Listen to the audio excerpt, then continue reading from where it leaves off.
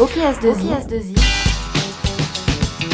c'est le podcast pour tout savoir sur S2I. Salut à tous, je m'appelle Sylvain et vous écoutez OK S2I, le podcast pour tout savoir sur S2I.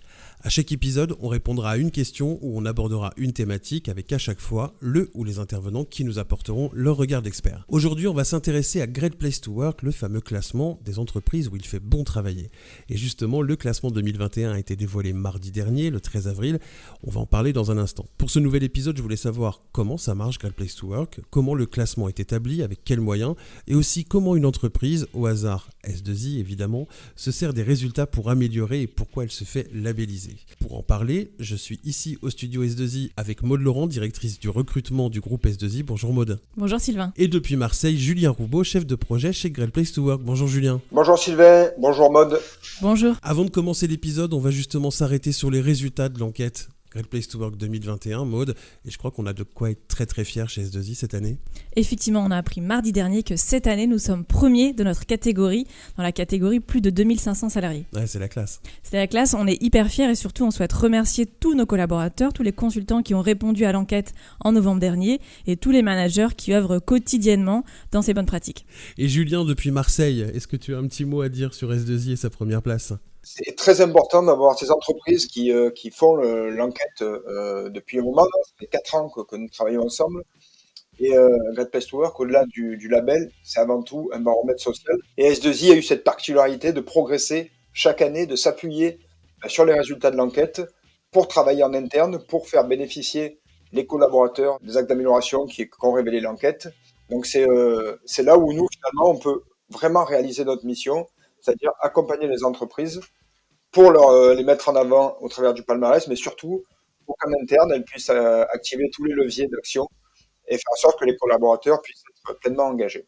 N'en dis pas trop Julien, parce qu'on va en parler justement de tout ça, de tous les conseils que vous pouvez apporter et comment ça se passe. Justement, avec la première partie de l'épisode, on va d'abord faire un petit retour en arrière, on va faire un petit peu d'histoire. Alors Julien, est-ce que tu peux nous parler de la naissance du label Great Place to Work ?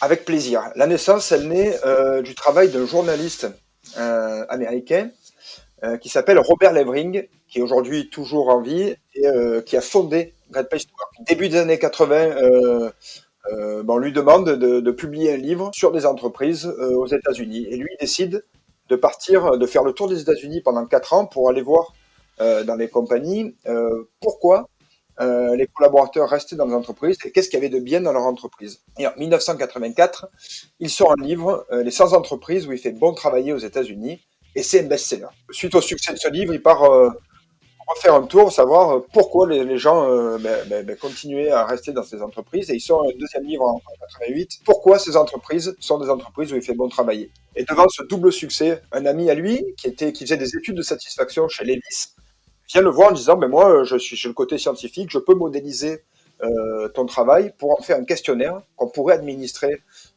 aux entreprises avec un lien scientifique entre chaque question pour que ça puisse être significatif de la perception des collaborateurs et qu'on puisse mettre en avant des entreprises où il fait bon travailler. Et c'est comme ça qu'en 1992 est créé Great Place to Work aux États-Unis et c'est comme ça qu'en 92 le modèle Great Place to Work est né. Le premier palmarès sort en 1999 aux États-Unis et le modèle arrive en France en 2002 suite à un appel d'offres de la Commission européenne pour promouvoir la RSE en Europe. Et c'est le modèle Great Place to Work qui est choisi pour pouvoir représenter ça. Et Maud, c'est arrivé à quel moment de l'histoire d'S2I Great Place to Work est arrivé ? Cela fait maintenant 5 ans que nous sommes dans la démarche Great Place to Work. Au préalable, bien en amont, ça se base sur notre système qualité, le principe de l'amélioration continue. L'objectif, c'est la triple satisfaction de nos clients, de nos actionnaires, mais surtout de nos collaborateurs. Ouais. Donc on a toujours eu en fait une enquête de satisfaction interne à la base. Elle était faite par qui ? C'était porté par le système qualité, donc par l'équipe qualité. C'était limité à une dizaine de questions sur comment était évaluée la direction d'agence, les business managers, le service RH, etc., etc.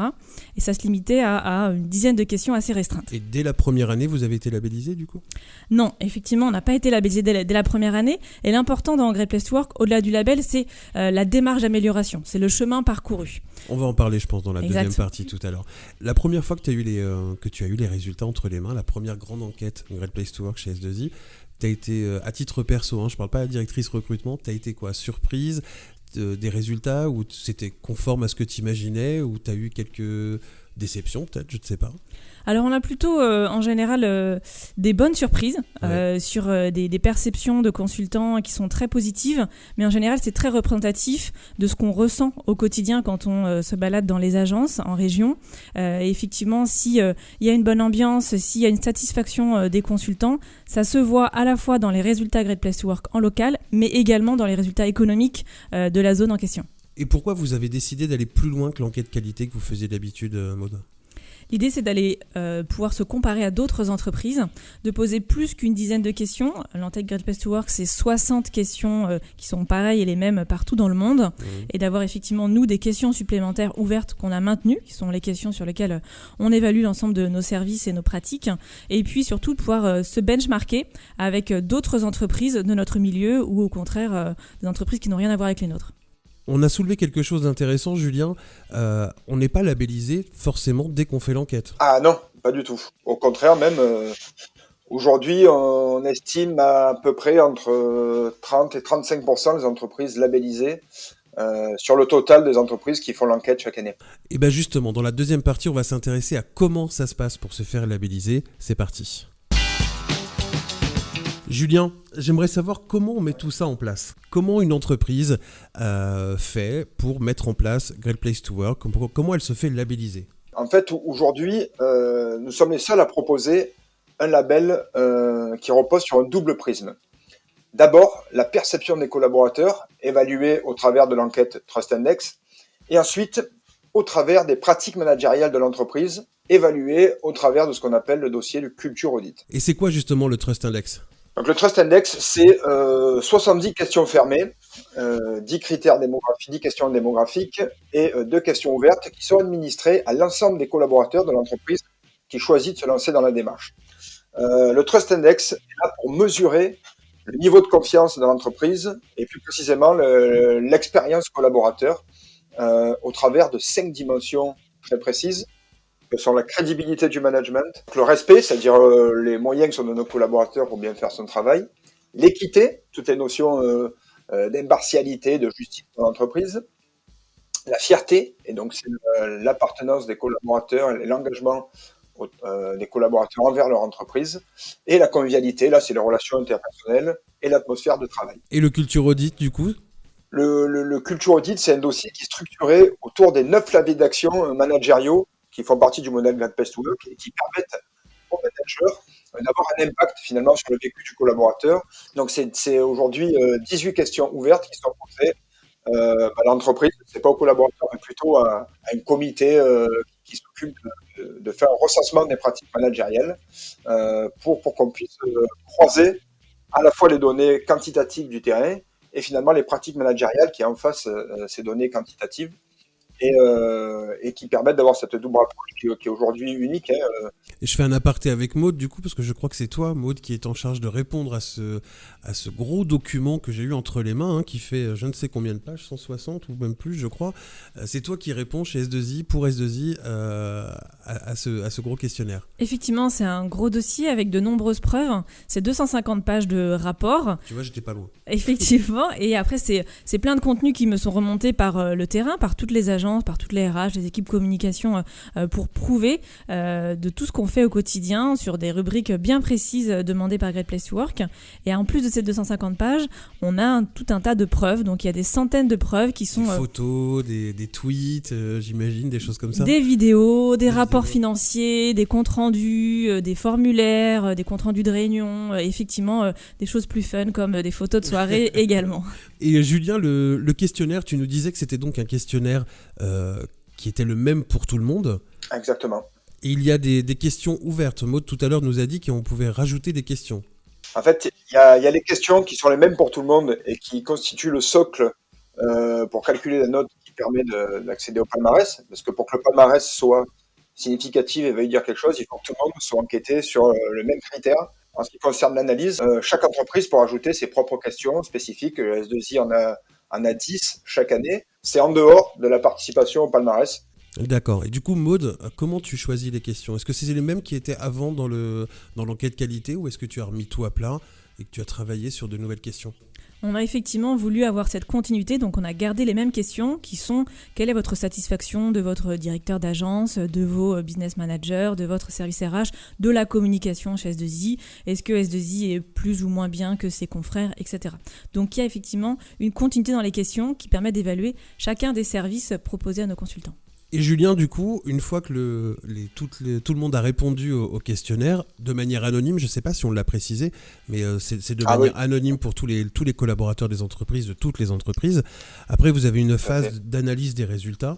Comment ça se passe, l'analyse des résultats? Alors, l'analyse des résultats, d'abord, nous, c'est notre service survey. On a chaque entreprise a un survey manager dédié. Et en fonction des résultats sur chaque question, sur chaque dimension, on essaye de voir ce qui fonctionne très bien d'abord, parce que c'est notre premier critère, c'est mettre en avant ce qui est positif dans l'entreprise. Nous, le but, c'est qu'au-delà du label, l'entreprise soit dans une démarche d'amélioration continue pour être à l'écoute des collaborateurs et pouvoir progresser grâce à ces points d'amélioration. On est convaincu que la performance sociale de l'entreprise amène de la performance économique. C'est pas juste pour faire plaisir à un tel, c'est un souci de performance et d'engagement des collaborateurs. Je crois que Maud nous disait un peu la même chose tout à l'heure, hein, du coup, la performance économique et la satisfaction des collaborateurs, ça va ensemble. Effectivement, en général, c'est toujours lié. Nous, l'important, c'est que les points d'amélioration identifiés le soient grâce aux outils d'enquête et le suivi post-enquête est essentiel. C'est-à-dire que la restitution des résultats permet de suivre le plan d'action et de prioriser les dimensions. Et Maud, si je reviens sur la première fois où vous avez fait l'enquête Great Place to Work chez S2I, justement, vous n'a pas été labellisé la première année, et c'est là que tu as pu avoir vraiment un accompagnement suite aux premiers résultats? Effectivement, suite aux premiers résultats, et même à chaque année, en fait, à chaque fois qu'on vient nous présenter, nous restituer les résultats auprès de la direction, auprès des RH d'S2I, les résultats par agence, par région chez S2I, Great Place to Work va au-delà et nous fait des préconisations sur les axes sur lesquels on est moins bon que les autres ou on est en faiblesse, sur des bonnes pratiques qu'ils ont pu capter ailleurs, dans d'autres entreprises, pour avoir effectivement des capacités d'amélioration. En plus, cette année, Great Place to Work a mis à notre disposition un guide des bonnes pratiques managériales à destination des managers dans un contexte de crise, dans un contexte de télétravail. Et il existe également un club, des sociétés qui sont certifiées ou labellisées, dans lequel on se retrouve entre labellisé Great Place to Work. L'idée, c'est d'échanger des bonnes pratiques et d'avoir effectivement des idées d'amélioration dans d'autres secteurs d'activité. Et puis, il y a des webinars aussi organisés par Great Place to Work tout au long de l'année pour partager sur ces sujets. Le but, c'est vraiment cet accompagnement dans l'amélioration continue. Et si on peut avoir un tout petit impact sur la vie de l'entreprise, l'évolution de l'entreprise, nous, on estime qu'on a réussi notre mission. C'est ce qui nous satisfait. Et quand on voit des entreprises comme S2I qui progressent chaque année pour arriver au terme de numéro 1, on se dit que c'est bien. Et quand on voit les résultats financiers d'un groupe comme S2I qui grandit, j'ai vu encore ce matin qui allait lancer 1200 recrutements pour l'année. Nous, ça nous fait plaisir de voir que nos entreprises rayonnent et fonctionnent bien. Voilà, c'est l'essentiel. Et la période de crise de 2020 l'a un peu montré aussi, parce que on a vu que nos top entreprises avaient moins subi la crise. Elles ont quand même subi la crise, mais un peu moins parce qu'il y a eu la solidarité dans l'entreprise et tout le monde a compris les tenants, les aboutissants. Donc c'est plaisant pour nous. Voilà. On va en parler justement de la crise Covid-19 dans la troisième partie de l'épisode. On va voir comment S2I se sert de l'enquête Great Place to Work. C'est tout de suite. Maud, je rappelle que tu es la directrice du recrutement chez S2I et tu nous as dit avoir participé à la première enquête Great Place to Work chez S2I. Comment une entreprise se sert des résultats ? Encore une fois, le label en lui-même, c'est pas une fin en soi. C'est un outil d'amélioration continue. Donc chaque année, on a une présentation à l'ensemble des salariés des résultats. On a la possibilité en région de mettre en place des groupes de travail sur la base du bénévolat pour améliorer les pratiques qui sont plus un petit peu en deçà au niveau des évaluations. Et l'idée, c'est que les consultants puissent être acteurs des évolutions de l'entreprise et en mobilisant cette intelligence collective, chaque année, on travaille sur l'amélioration de nos pratiques managériales. Donc tous les ans, vous faites une petite restitution à tout le monde et tout le monde peut donner son avis et là, vous progressez. Effectivement, on fait plusieurs restitutions. Chaque agence en région fait des restitutions par rapport à ses résultats locaux. On va très fin dans le détail puisque on a même cette année eu des résultats pour des implantations de 50 de collaborateurs. Donc c'est assez local et assez fin comme niveau de détail. Et tu as des exemples de choses qui ont été améliorées depuis 4 ans chez S2I grâce à l'enquête Great Place to Work ? Alors souvent, ressort des axes d'amélioration concernant nos outils, l'aspect messagerie, IT, des choses qui ont pu au démarrage être des points qui n'étaient pas des forces chez S2I, ont été améliorés et on le voit d'ailleurs dans nos résultats que cette année, la satisfaction envers le service IT a vraiment bien progressé et était au top parce qu'il y a eu une forte mobilisation des équipes sur le terrain pour mettre en place justement le télétravail en quelques jours, augmenter les VPN, mettre à disposition tout le matériel nécessaire. On a été capable de se reconfigurer en très peu de temps et ça effectivement ça ressort grandement et ça permet de féliciter derrière les équipes qui ont une satisfaction. Et on parle vraiment du quotidien puisque là tu me parles d'ordinateur, de VPN. En fait ce qu'on se rend compte c'est que c'est le quotidien des collaborateurs que vous avez réussi à améliorer depuis ces 4 ans grâce à l'enquête Great Place to Work. Exactement, c'est le quotidien, ça va être aussi par exemple leur espace de travail, le lieu de travail. À chaque fois qu'on a déménagé et on a changé plusieurs de nos sites partout en France depuis les 3 dernières années, on a pu faire des groupes de travail sur, pareil, la base du bénévolat, sur où est-ce qu'on va positionner les locaux, qu'est-ce qui est le plus important dans les locaux, est-ce qu'on veut une salle de sport, est-ce qu'on veut une terrasse, est-ce qu'il y aura une salle de sieste ou une salle de détente. Par exemple, le cliché du baby-foot, mais pas que, ça va bien au-delà justement. Mais ces localisations et cette amélioration des espaces de travail, on a des collaborateurs qui se sont portés bénévoles, volontaires, qui ont été faire des visites de chantier, qui ont travaillé sur ces outils de travail qui sont effectivement nos locaux par exemple. Et tu me parlais justement de VPN et de télétravail. C'est lié évidemment à la crise de la Covid-19 qu'on a tous vécue. Est-ce que l'outil Great Place to Work, est-ce que toutes ces analyses te permettent aussi, et permettent à l'ensemble du directoire, du comité de direction d'S2I, d'avancer un peu plus, de voir un peu plus où on en est et comment naviguer un petit peu ? Alors effectivement, même si ça peut être une limite de Great Place to Work, c'est que ça fait une photo d'un instant T à une seule période de l'année. Nous, l'enquête, on l'a fait au mois de novembre. Donc cette année, ça n'a pas suffi. On a mis en place des enquêtes pendant les périodes de confinement pour être au plus proche de nos consultants, des points individuels entre managers et collaborateurs ou entre les RH et collaborateurs. Et on a fait des enquêtes spécifiques avec des questions supplémentaires pour savoir est-ce que les consultants étaient bien équipés, est-ce qu'ils étaient satisfaits de l'équilibre pro-perso, pour savoir quelles étaient vraiment leurs attentes. Donc on a fait d'autres enquêtes pour avoir vraiment la perception plus fréquente qu'une seule fois par an. Et Maud, est-ce que les résultats de l'enquête sont pris en compte dans la stratégie globale de S2I ? Et je ne parle pas forcément que du recrutement. L'amélioration de la qualité de vie au travail est un axe stratégique vraiment de l'entreprise. Et la démarche Great Place to Work va maintenant bien au-delà des frontières françaises, puisque la Pologne était déjà labellisée. Le Chili, la Colombie et l'Inde sont maintenant certifiés Great Place to Work et d'autres de nos filiales étrangères sont dans cette démarche-là également d'amélioration continue de nos pratiques managériales grâce au label Great Place to Work. Donc bientôt, toutes les agences S2I seront Great Place to Work. On sera Great Place to Work international. Je ne sais pas si on sera Great Place to Work international, mais en tout cas, toutes nos filiales vont dans cette démarche-là de certification de leurs process, de leurs méthodes d'amélioration de nos pratiques managériales. Donc on voit que ça va plus loin qu'un label de recrutement, Great Place to Work. Mais justement, est-ce que sur le recrutement, toi, tu as vu une différence entre avant pas labellisé et maintenant labellisé Great Place to Work ? C'est effectivement Great Place to Work un véritable outil de communication pour la marque employeur. C'est un outil dont on se sert pour donner du crédit à ce que nous, RH, Talent Acquisition, au quotidien, quand on vend l'entreprise, quand on valorise toutes nos pratiques à l'intérieur, c'est pas juste de dire voilà, c'est beau chez nous, voilà ce qu'on fait, mais c'est tamponné, labellisé et comparé à d'autres. Great Place to Work, effectivement, on est certifié. Donc ça donne de la crédibilité à nos propos en entretien. Un des axes majeurs de l'enquête Great Place to Work, de ce qui ressort, c'est la convivialité chez S2I. Comment on fait de la convivialité pendant le Covid-19 ? Effectivement, c'était un gros challenge cette année, avec beaucoup de temps passé en télétravail. Pour garder le lien avec nos consultants, on a dû mettre en place beaucoup de choses. Il y a eu des ateliers de gestion du stress, des cours de sophrologie, des cours de cuisine en distanciel avec des grands chefs, des challenges sportifs avec des applications dédiées, beaucoup de communication, des prises de parole de nos dirigeants, des vidéos, des soirées jeux de société en parallèle, etc. On n'a pas pu faire la fête physiquement comme on a l'habitude de le faire, avec des grosses soirées, même pour l'intégration de nos collaborateurs, on fait tout en distanciel maintenant.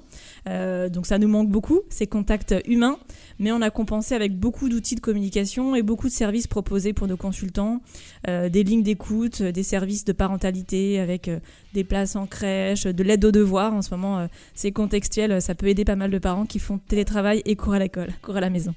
Julien, je voulais te poser une question assez sensible. On parle souvent du fait qu'il faille payer pour être labellisé Great Place to Work.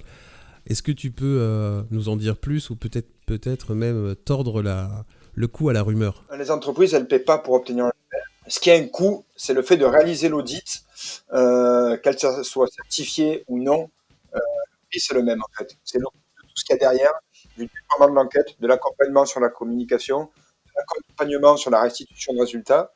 Et donc finalement, que vous ayez le label ou pas, c'est le même prix. Pareil. Ce qui compte, c'est de pouvoir développer l'enquête correctement, que vous serviez des résultats pour l'amélioration continue. Voilà. Et si elle le label, c'est super, c'est la cerise sur le gâteau. Au moins, c'est dit. Avant de nous quitter, j'aimerais qu'on revienne un petit peu sur cette place de numéro 1 de S2I, parce que c'est quand même l'événement de la semaine. Julien, t'as un petit mot pour finir là-dessus? Un grand bravo, et j'ai envie de dire que S2I fait un exemple sur l'utilisation de Great Place to Work en interne par rapport aux évolutions des postures managériales, aux alignements de différentes agences, la progression constante qui amène à cette place de numéro 1 et qui va lui offrir une visibilité méritée au vu de tous les efforts qui sont employés par l'ensemble de l'entreprise pour mettre le collaborateur au centre de la stratégie. Merci Julien. Et Maud, je te sens particulièrement fier de cette place de numéro 1. Un petit mot pour finir? Effectivement, d'abord un gros merci et un gros bravo. C'est beaucoup de fierté pour toutes celles et ceux qui se sont investis pour faire évoluer nos pratiques, parce que les travaux, encore une fois, qui sont menés se voient au quotidien et ressentent chez tous leurs collègues. Donc bravo et merci. Merci Julien depuis Marseille d'avoir participé au podcast, c'était très sympa, merci. Merci à vous, c'était un grand plaisir. Et merci Maud d'être venue pour la première fois. Merci Sylvain, à très bientôt. J'espère que c'est pas la dernière au podcast. Avec plaisir. Tout de suite, abonnez-vous sur vos plateformes de streaming, Apple, Deezer, Spotify, etc. Vous serez tenus au courant des prochains épisodes. Et si vous voulez en savoir plus sur Great Place to Work, à mon avis, toute cette semaine, il va y avoir beaucoup de choses publiées sur les réseaux sociaux. Je vous conseille tout de suite d'aller vous abonner à la page LinkedIn de Groupe S2I. Vous allez voir tout ce qu'on va publier, ça va être plutôt sympa. Effectivement, n'hésitez pas à nous suivre pour avoir plus de contenu et plus d'éléments sur concrètement ce qu'ont donné ces résultats. Merci Maud. Et si vous avez des idées pour l'émission, pour le podcast, envoyez-moi un mail à communication-idf@s2i.fr. On se donne rendez-vous très bientôt. Salut!